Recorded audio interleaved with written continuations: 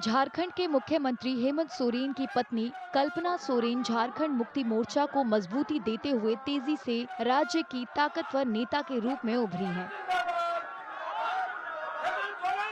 उन्होंने राजनीति में कदम रखने के बारे में कभी नहीं सोचा था। कथित जमीन धोखाधड़ी से जुड़े मनी लॉन्ड्रिंग मामले में 31 जनवरी को प्रवर्तन निदेशालय ने उनके पति को गिरफ्तार कर लिया। इसके बाद उन्होंने राजनीति में कदम रखा।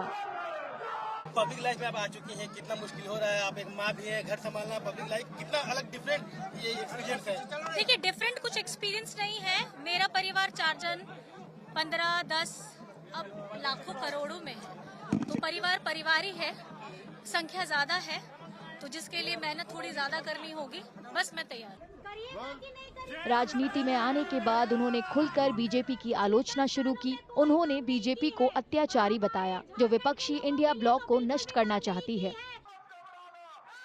लोकसभा चुनाव से पहले वे फिर सुर्खियों में आई। उन्होंने न सिर्फ झारखंड में बल्कि इंडिया ब्लॉक की दूसरी पार्टियों के लिए भी जमकर प्रचार किया।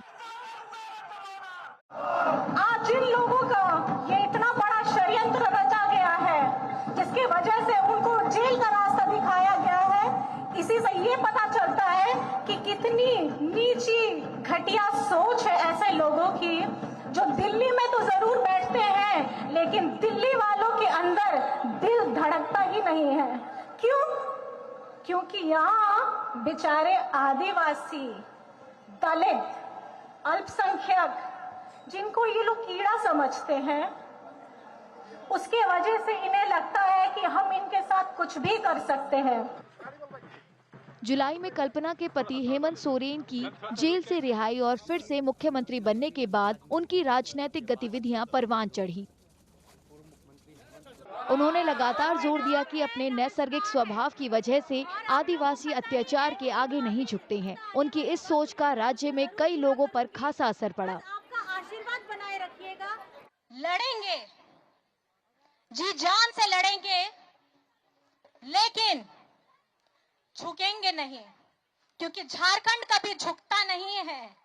गोली खाता है तो सीने पे खाता है, पीठ कभी नहीं दिखाता है। शरीर में चाहे तप करके कितना भी आपका कोड़े पड़ करके निशान बन जाए, वो निशान सहेगा, लेकिन अपना आत्मसम्मान नहीं बेचेगा।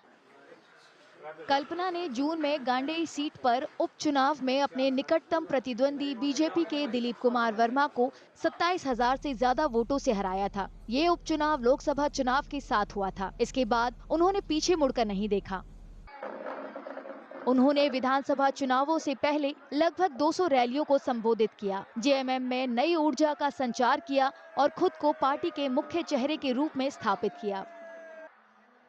कल्पना सोरेन ने लगातार जोर दिया कि उनके पति ने अत्याचारी ताकतों के सामने कभी अपने सिद्धांतों से समझौता नहीं किया है। आपका हेमंत बेटा आपके साथ है, बुढ़ापे में आपके अपने बच्चों के साथ भी एक और बेटा है, आपका अपना बेटा है, जो हमेशा आपके साथ खड़ा है, आपके बुढ़ापे की लाठी बन करके खड़ा है। इज्जत, स्वाभिमान के साथ जिएगा अपनी जिंदगी, क्योंकि झारखंड का बेटा कभी झुकता नहीं है। 48 साल की कल्पना सोरेन ने इंजीनियरिंग और एमबीए किया है। उन्होंने अपनी स्कूली शिक्षा ओडिशा के मयूरभंज जिले के बारीपदा में पूरी की और भुवनेश्वर से इंजीनियरिंग और एमबीए की डिग्री हासिल की। अब उनकी चुनावी किस्मत ईवीएम में बंद हो चुकी है। झारखंड विधानसभा चुनाव में वे एक बार फिर गांडेय से पार्टी की उम्मीदवार हैं।